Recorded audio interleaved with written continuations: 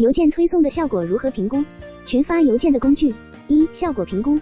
邮件推送效果评估不仅关乎营销活动的成败，更是优化未来推送策略的关键。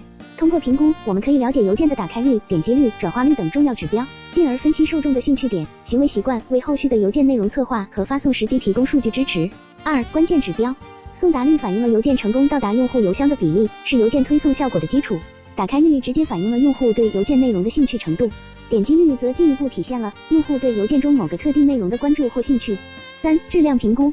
邮件的标题是否吸引人，正文内容是否简洁明了，是否包含有价值的信息或优惠活动等，都会直接影响用户的阅读体验和行动意愿。